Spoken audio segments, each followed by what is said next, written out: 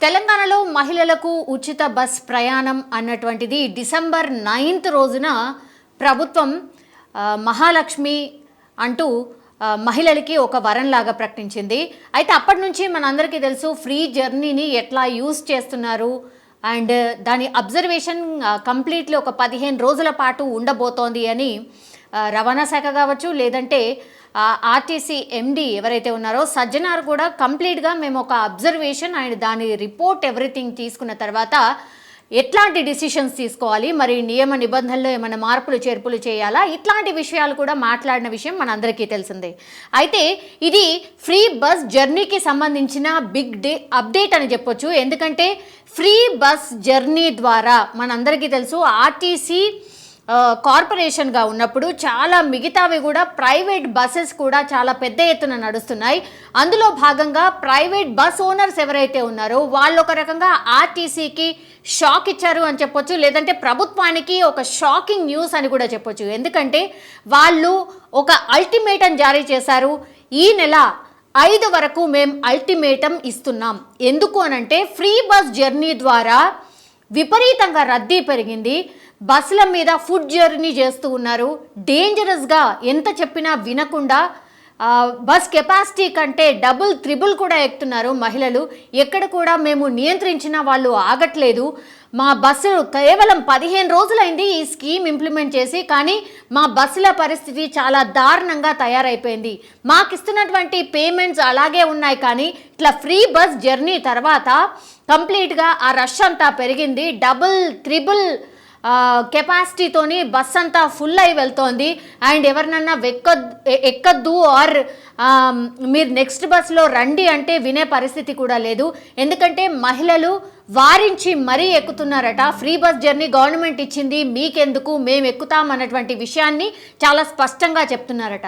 దానివల్ల మా బస్సెస్ అన్నీ పాడైపోతున్నాయి, కంప్లీట్లీ షెడ్లకు వెళ్ళే పరిస్థితి మా బస్సులకు వచ్చింది అన్నటువంటి విషయాన్ని చాలా స్పష్టంగా చెప్తున్నారు. ఈ విషయాన్ని ఫ్రీ బస్ జర్నీ ఎప్పుడైతే స్టార్ట్ అయిందో బస్ ఓనర్స్ ఎవరైతే ప్రైవేట్ బస్ ఓనర్స్ ఎవరైతే ఉన్నారో వాళ్ళందరూ కూడా ప్రభుత్వం దృష్టికి తీసుకెళ్లారు. ఆర్టీసీ ఎండి సజ్జనార్ గారి దృష్టికి తీసుకువెళ్లారు. మేము చూస్తున్నాం, దీనికి సంబంధించి పూర్తిగా ఒక నివేదిక తయారు చేస్తున్నాం, దానికి తగ్గట్టుగా మేము గవర్నమెంట్తో కూడా మాట్లాడబోతున్నాం అన్నటువంటి విషయాన్ని ప్రైవేట్ బస్ ఓనర్స్కి కూడా చెప్తున్నారట. కానీ ఇప్పుడు వాళ్ళు వినే పరిస్థితి లేదు. ఎందుకంటే రాబోయేది పండుగల సీజన్, సంక్రాంతికి సంబంధించిన పండుగ రాబోతోంది. చాలామంది సెలవుల కోసం బస్సులు ఎక్కి వెళ్తూ ఉంటారు కాబట్టి ఆ కెపాసిటీ ఇంకా దారుణంగా ఉండబోతోంది. బస్సులో ఎక్కించుకోలేని పరిస్థితి. మా బస్సెస్ చాలా ఘోరమైన సిచ్యువేషన్కి వెళ్ళిపోయాయి. ఎందుకంటే అవి నెక్స్ట్ ఇంకా షెడ్లోకి వెళ్ళే పరిస్థితి వచ్చింది. కెపాసిటీకి మించి ప్రయాణికులు ఎక్కుతున్నారు. లేడీస్ని ఎక్కడ కూడా కాదలలేకపోతున్నాం, మాకు చాలా ఇబ్బంది ఉంది, పట్టించుకోండి అన్న విషయాన్ని చాలా రోజులుగా చెప్తున్నాం. అయినా సరే ప్రభుత్వం మరి ఇంకా కూడా ఎట్లాంటి విషయాన్ని చెప్పట్లేదు. కాబట్టి ఇంకా అల్టిమేటం ఇస్తున్నాం. అంటే ఈ నెల 5వ తారీఖు అంటే ఎగ్జాక్ట్లీ ఇంకో 2 రోజుల తర్వాత కానీ మాకు స్పష్టత ఇవ్వకపోతే, ఫ్రీ బస్ జర్నీకి సంబంధించిన స్పష్టత ఇవ్వకపోతే మేమైతే సమ్మెకు దిగబోతున్నాం, ఒక అల్టిమేటం అయితే జారీ చేస్తున్నాం. ఇలా అయితే మేము ప్రైవేట్ బస్సెస్ ఓనర్స్ ఎవరైతే ఉన్నామో మా బస్సుల పరిస్థితి దారుణంగా ఉంది, మేమేదో సంపాదించడానికి కాదు కొంత సేవ చేయడానికే మేము ఈ దీంట్లోకి వచ్చాం, కానీ మా బస్సులు మాత్రం షెడ్లోకి వెళ్ళే పరిస్థితి వచ్చింది, మమ్మల్ని పట్టించుకోండి అంటూ విన్నవించే పరిస్థితి ఇప్పుడు మనకు స్పష్టంగా కనిపిస్తోంది. ఎప్పుడైతే ఫ్రీ బస్ జర్నీ అన్నటువంటి పథకాన్ని ప్రవేశపెట్టారో అప్పటి నుంచి కూడా చాలామంది మహిళలు పెద్ద ఎత్తున పెద్ద సంఖ్యలో బస్సులో జర్నీ చేస్తున్నారు. అండ్ దీని పర్యవసానాలు కూడా మనం చూసాం. అంటే చాలామంది ఆటో డ్రైవర్స్ మా గిరాకీ తగ్గిపోయింది అన్నటువంటి విషయాన్ని చెప్పినటువంటిది. అండ్ వాళ్ళ తర్వాత వాళ్ళు కంప్లీట్ సీఎం రేవంత్ రెడ్డిని కలిసి విన్నవించుకున్నారు. ఇట్లయితే కష్టం, ఫ్రీ బస్ జర్నీ ద్వారా మేము నష్టపోతున్నాం, మా ఫ్యామిలీ రోడ్డు మీద పడిపోయింది అన్నటువంటి విషయాన్ని చెప్పినటువంటి సిచ్యువేషన్. సో ఇవన్నీ కూడా ఇష్యూస్ ఉన్నాయి. కాబట్టి మరి గవర్నమెంట్ ఏం చేయబోతోంది? ఇప్పుడు ప్రైవేట్ బస్ ఓనర్స్ అల్టిమేటం ఇచ్చారు. ఎందుకంటే మా బస్సులో ఇట్లాంటి జర్నీస్ చేస్తే చాలా కష్టం, ప్రమాదాలు జరిగే అవకాశం ఉంటుంది, అప్పుడు ఎవరు బాధ్యులు అన్నటువంటి ప్రశ్న కూడా లేవనెత్తున్నారు. ఇంకోవైపు ఏమో ఆటో డ్రైవర్స్ అసంతృప్తిగా ఉన్నారు. ఇంకా చాలామంది మీమ్స్ వస్తున్నాయి దీనిపైన, అసలు అనవసరంగా కూడా జర్నీ చేస్తున్నారు అన్నటువంటి విషయాన్ని విషయాన్ని ఒకటి, అండ్ దాని తర్వాత మగవాళ్ళైతే మేము టికెట్ కొని డబ్బులు పెట్టి నిల్చోవాల్సిన పరిస్థితి వచ్చింది, స్పెషల్గా ఓన్లీ లేడీస్ బస్సెస్ నడపండి అన్నటువంటి విషయాన్ని చెప్తున్నారు.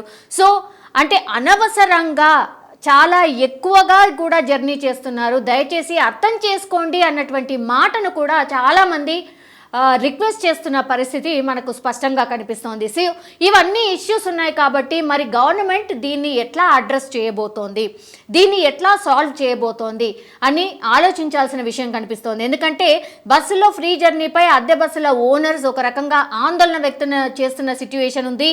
ఈ నెల 5 నుంచి మేము సమ్మెకు దిగబోతున్నాం, ఖచ్చితంగా మేము ఏవైతే అడుగుతున్నామో అంటే కెపాసిటీకి మించి ఎక్కుతున్నారు, ప్రమాదాలు జరిగే అవకాశం ఉంటుంది, మా బస్సులు షెడ్లకు వెళ్ళే పరిస్థితి వచ్చింది అన్నటువంటి మాటను చాలా స్పష్టంగా చెప్తున్నారు, గవర్నమెంట్కి కూడా చెప్తున్నటువంటి పరిస్థితి. సో రద్దీ కారణంగా బస్సులు పాడవుతున్నాయని ఆందోళన వ్యక్తం చేస్తున్నారు. ఎక్కువ మంది ఎక్కడంతో ప్రమాదాలు కూడా జరిగే అవకాశం ఉంటుంది. ఉచిత బస్సు స్కీమ్ విషయంలో నిర్ణయం తీసుకోవాలి. అంటే ఈ ఉచిత బస్సు జర్నీ ఏదైతే ఉందో మరి ఓన్లీ ఆర్టీసీకి సంబంధించిన బస్సెస్కి మాత్రమే వర్తింపజేయబోతున్నారా, ఈ ప్రైవేట్ బస్సులకు ఉండదని చెప్పబోతున్నారా, మరి దీనికి సొల్యూషన్ ఏంటి అనేది ఆలోచించాలి అని రిక్వెస్ట్ చేస్తూ ఉన్నారు. సో సంక్రాంతి ముందు ఇట్లాంటి బస్ ఓనర్స్ ఒకవేళ అల్టిమేటం ఇచ్చారు కాబట్టి మరి గవర్నమెంట్ ఎట్లాంటి డిసిషన్ తీసుకోవచ్చు, ఎందుకంటే సంక్రాంతికి సంబంధించి రద్దీ చాలా ఎక్కువగా ఉంటుంది, ఆల్రెడీ బస్సులు సరిపోవట్లేదు అన్న మాట వినిపిస్తోంది.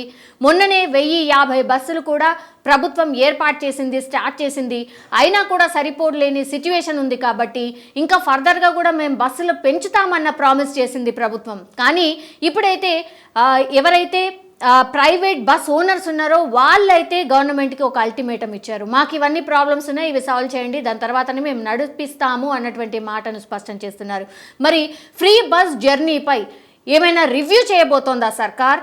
మరి ఇవన్నీ ఇష్యూస్ ఉన్నాయి, ప్రాక్టికల్గా కళ్ళ ముందు కనిపిస్తూ ఉన్నాయి. రవాణా శాఖ మంత్రి ఎవరైతే ఉన్నారో పొన్నం ప్రభాకర్ గారు కావచ్చు, లేదంటే గవర్నమెంట్ సీఎం రేవంత్ రెడ్డి గారు కావచ్చు, ఎందుకంటే ప్రతిష్టాత్మకంగా తీసుకున్నటువంటి పథకం, ఎక్కడ కూడా బ్యాక్ స్టెప్ వేయడానికి లేదు. ఎందుకంటే లేడీస్ చాలా ఆదరించినటువంటి పథకం ఇది.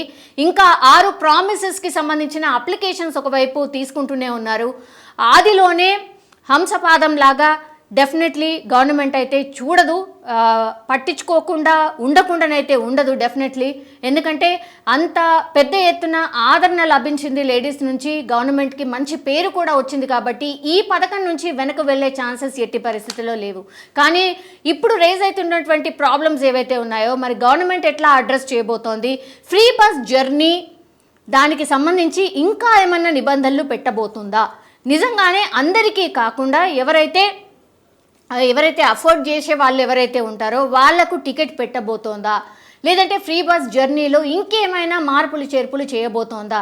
ఇవన్నీ అల్టిమేటమ్స్ వస్తున్నాయి, ఇష్యూస్ వస్తున్నాయి. కాబట్టి మరి దీని గురించి గవర్నమెంట్ ఎట్లాంటి ఆలోచన చేస్తుంది, మరి వీటికి పరిష్కారాలు ఎట్లా చూపించబోతుంది అని చూడాలి. కానీ ఎవరైతే ప్రైవేట్ బస్ ఓనర్స్ ఎవరైతే ఉన్నారో ఒక అల్టిమేటం అయితే జారీ చేశారు, మేము 5వ తారీఖు వరకు చూస్తాము, మమ్మల్ని పిలిచి మాట్లాడితే ఓకే, లేదంటే మా డిసిషన్ మాకుంది, డెఫినెట్లీ మేము బస్సులని ఆపేయబోతున్నాం అండ్ సమ్మెకు కూడా వెళ్ళబోతున్నామని స్పష్టంగా చెప్పినటువంటి సిచ్యువేషన్ ఇక్కడ కనిపిస్తుంది. మరి గవర్నమెంట్ ఏం డిసిషన్ తీసుకుంటుంది, మరి వాళ్ళ చర్చలు జరుపుతుందా, వాళ్ళని పిలిపించి మాట్లాడబోతుందా, ఏం చేయబోతుందని చూడాలి.